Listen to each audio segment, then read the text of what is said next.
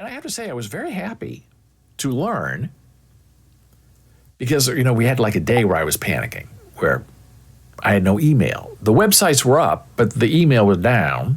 And so we have Discord on our Discord server. So we told people, hey, if you're trying to reach us on our Discord server and, not through email.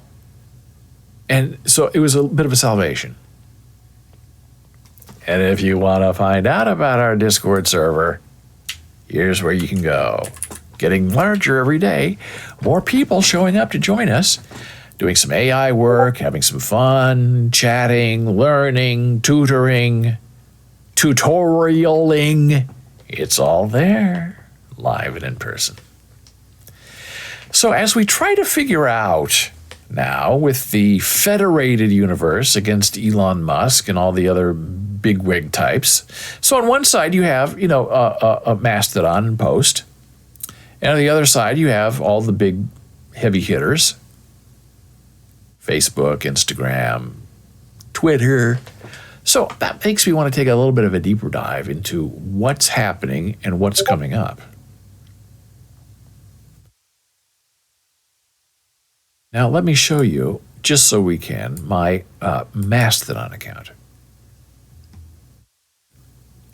So this is my Mastodon account, and I actually like this quite a bit. What I currently do is I make AI images using Midjourney. We've talked about that a lot. I deal with people who say, oh, you're not an artist, you're just a person who types, and you get back results. I'm going to write an article about that, I believe, for Bowles Blogs.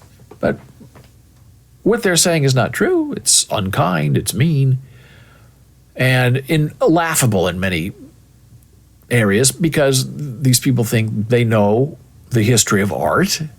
And as I tell them, there is nothing new in art anywhere. It's all already been done. It's all already been imagined. It's just that a lot of people you speak to don't know the history of their own art culture. So they make these terrible assumptions and accusations that are just really terrible. So this is Mastodon, where you can post a little hello, and I post I post, like, let's say today I did quilt cats. AI, posted on Post, which I'll show you. I posted it on Mastodon. Now, Post, you can post as many images as you want. I usually do like 6, 7, 8. On Mastodon, you're limited to 4, and you're limited to, it seems, 500 characters, which is twice as much as Twitter, but not as much as Post. Post wants you to write books, and they make it possible. And it's really, really quite wonderful. I'm liking Post quite a bit. But Mastodon has 2 million users. Post, right now has like maybe 300,000. But I think there are 600,000 on the waiting list for Post. And if you've applied to get on Post and you haven't heard from them, check your spam box, because I'm hearing from a lot of people that Post is sending out invitations, but they're getting put in spam, and so people are not being aware enough to check their spam box to get their invite. So you may be invited, but you just don't know it.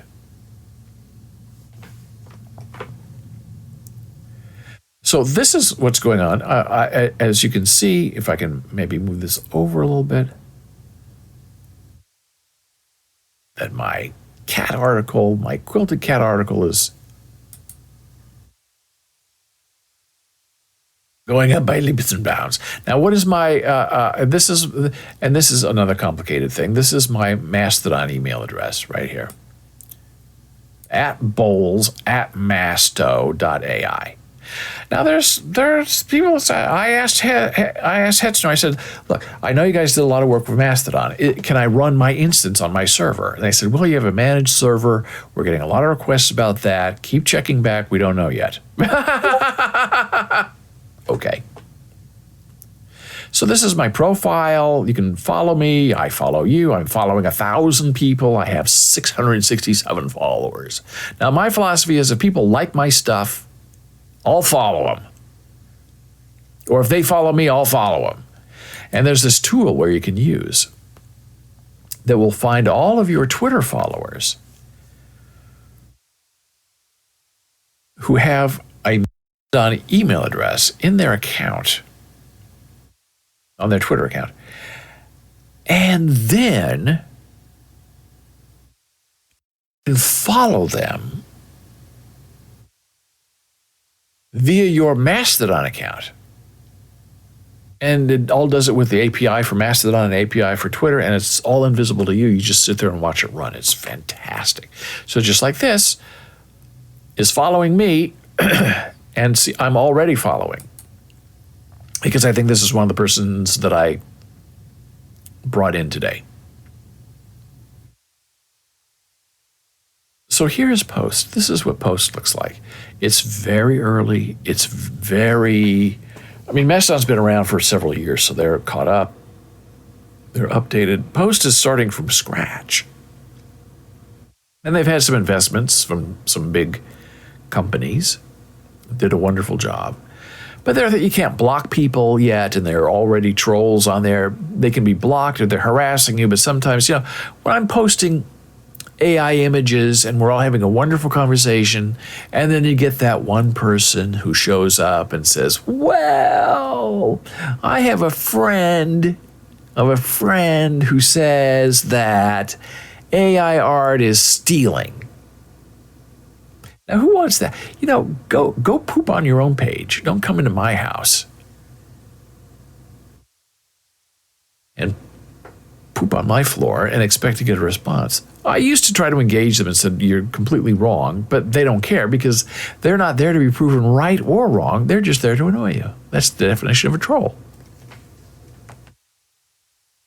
So we need to have block. You can mute people right now, but that doesn't do any good because muting only turns them off for you. Blocking means they can't read your stuff or comment. They're out and see. Right? It's important. So that's allegedly coming soon. I think they're doing a whole revamp of the site, which will bring dark mode and a lot of other requested features. I think it's called Picasso. It's supposed to be coming sometime this week. So here's an example of my cats, quilt cats. I posted this morning. Click on it. There they are. None of it's real. It's all fake. It's all AI. It's all the uncanny valley coming home to you. That's a cute one. So you just put in a text prompt and you get back these images. And people say, well, that's not real. That's not appropriate. So here you go, like Mr. Bruno. So many photos, cool. Okay, so you can go over here. You can report Mr. Bruno, but you don't because he's not being abusive. Or you can mute him. But if you were causing trouble, muting him only mutes him for me. That means everybody else can still see that person giving you a hard time. These are really beautiful. Thumbs up. Thank you. Now I have to reply.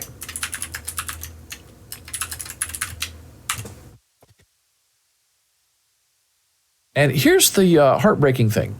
Hey there, Jana Marie. Hi, Jana Marie. Oh, Jana likes my stuff. Thank you, baby. So that was a cat thing. And you see how much I wrote. 5 sentences. 12 likes. Okay, now. 6 comments. Now. 35 millimeter cast of yesterday, 21 likes. 2 comments. Okay, very cute, I admit. But here's something else. Metropolis 1927, Fritz Lang movie, very famous if you know your art and culture, and if you've done any cinema studies at all in your life, okay? Look at this. 6 likes, okay, 6. Cats, 21. Metropolis, 6. Comments, 0. And I click on it, and here are the images. None of it's real. These are not taken from the movie. These are inspired by the movie and made something else. I mean, come on now. Completely fabulous. And not one comment from anybody. People liked it, which I appreciate, and when they like, I follow them. I'll give you another example. Bob Keeshan, Captain Kangaroo, Romantic Cats, get 11 likes. Nosferatu, 9 likes, 11 conversations because it turned political. That's okay. Here's another one. The new old revanchists. A revanchist is someone who loses land and then goes back to take that land by force. Okay, a lot of things going on with America. 5 likes, no comments, not one comment. Look at these photographs. They're not real. All uncanny valley. People trying to take back their land by force. Yeah? I think it's terrific. Nobody liked it. Nobody commented on it. Nobody had a conversation with me. What does it mean? What's a revanchist? Nothing. Revanchism. Nobody knows. Nobody commented. Logo for a revanchist. Look, all the writing. Nothing. So what does this tell you? It tells you one thing. Cats rule the internet. And yesterday I posted something and then somebody commented on it and said, oh, yeah, that's really interesting. But when you do the cat thing, that's really the best. So for a while I was, putting 2 cat things up, one in the morning, one in the afternoon, interspersed with other things I thought were important. And nobody wanted to talk to me about anything but cats. On Mastodon, cats rule. Nobody talks to me about anything over there but cats. They're interested in the cats, not interested in thought or history or American mythology or American nightmares. It's a tiny bit depressing. But I have to say, so far, I think that Post is very impressive. There are not very many people there, but the interaction so far is pretty good. And the tipping thing I thought was kind of weird, but it kind of sort of works. And if it helps people, be inspired to create content, there's no advertising or ugliness to bollocks it all up, I completely support that with every fiber of my being. Now, this takes us to Spoutibble. Okay, now, interesting conversation about this. I've seen it spelled Spoutibble and Spoutable by people who don't know. So I guess the correct spelling is with the I and not the A. Now, this is a project started by a man named Christopher Boozy. And he initially wanted to call it something like Tag Me. The domain names he were going to use had to do with tagging. And that was weird. I said it sounded like a 6th grade website where you have to tag each other. And I said, he's just call it boozy.ai. And he didn't want to use his own name. He thought that was tasteless. Okay, so I had my say. I was shut down.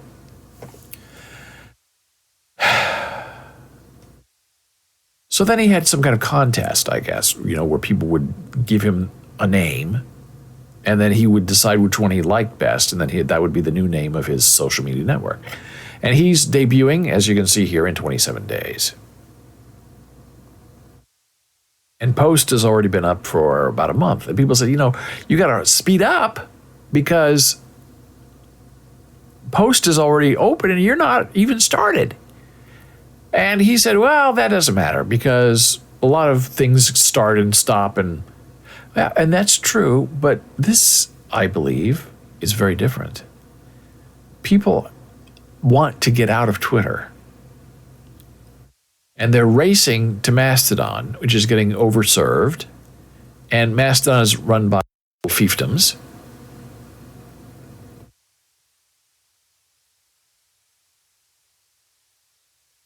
And Post is Twitter-like, Medium-like as well. But not everyone can get in. Now, here's what I don't understand about this Spoutibble. I think Spoutibble is a terrible name.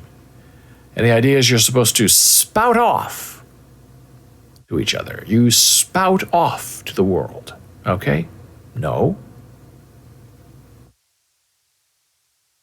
Because it's negative. If you want to spout off, that's going on with Twitter right now. That's what it's become. A place where people spout off at each other. So strike one.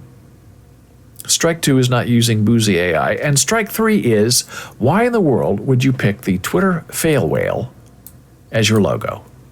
I mean, absolute instant freaking fail. I don't understand it. I will sign up for an account when it becomes available, check it out, see if things have changed, see if it's better. But so far, with the naming fiasco, the terrible substitute naming fiasco, and then the fail whale as your logo, I don't have a lot of confidence that this is going to be something that's going to interest me.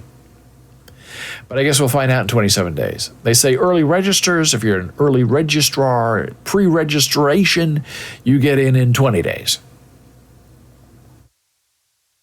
I guess it's worth exploring if it interests you. Now I'm going to show you this, which is very interesting. This is called PixelFed. And as you can see, I've started to use it a little bit because, and I'll tell you why I started using it. More than I was using it before. As you can see, I don't have a lot of content on here. Not as much as I have on Post.News. Why is that locked? What does that mean? Sensitive content. Oh, an assassin with an AI rifle. Oh yeah, that's my Lee Harvey Oswald thing. Okay. I did that. They didn't do that. So here's what I want to say about this. PixelFed is like Mastodon, but PixelFed is the image version of Mastodon. On Mastodon, you can only post 4 images, right, on an article. But on PixelFed, you can post up to 10 images. As you can see, these are all unique images, not the same that I post on Mastodon and on Post. Sometimes the text is the same because that doesn't matter. And PixelFed is supposed to be the Instagram of the Federated Union. So I guess there's like PixelFed and Mastodon and all these other conglomerations that get together and kind of create their own new community. And then I read over the weekend that Instagram was suing PixelFed. For what? I don't know. But the fact that Instagram is so threatened by PixelFed that they have to sue them for something made me want to go post as much as I can on PixelFed. Because PixelFed is not a threat to anybody. PixelFed is saying, well, maybe we'll charge $15 a month to see what happens so we can afford to, compete in the marketplace, which I think is fine. I think that's a good idea. But the fact that Mark Zuckerberg has to go after PixelFed shows how terrified they are of PixelFed. The fact that Elon Musk was blocking email and links to Mastodon shows how terrified they are of the Federated Universe. And then we get into something like this, which I find a little alarming. There's a thing called PeerTube, right? PeerTube is supposed to be a competitor in the Federated Universe to YouTube, where you can watch videos, upload videos, live stream. I'd love to have this live stream on PeerTube.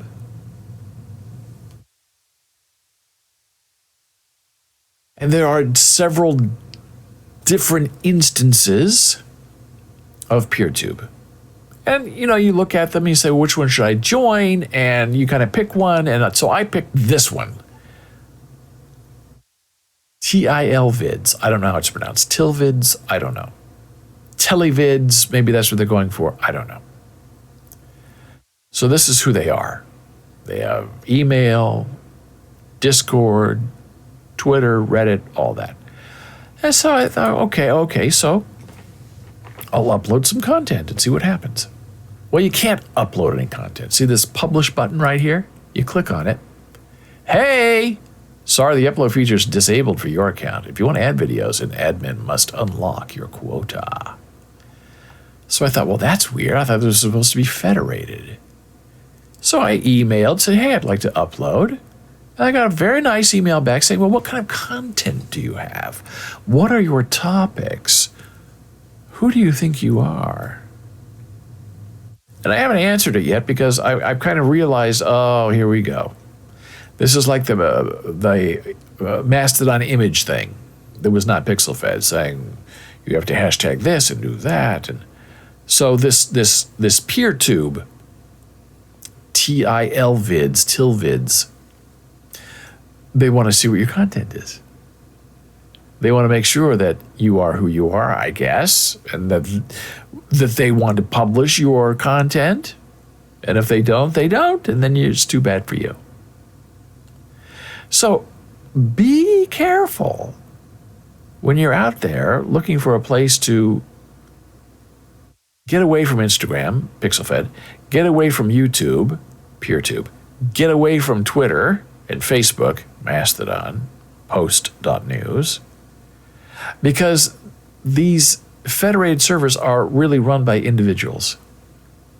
They're not run by big companies. They're run by individuals who are gatekeepers and, depending on how they treat you, are little mini Elon Musks, where they decide what goes on their server, they decide what gets published, they decide that and this, and in between, you're on your own. So it's a very interesting conundrum. So do I write back and say, well, here is my content, please let me publish to your server? Do I really need that? Probably not. But should I do it anyway just to be part of the team, the Federated PeerTube team? I'm already on Team Mastodon and PixelFed. But I understand PeerTube is different.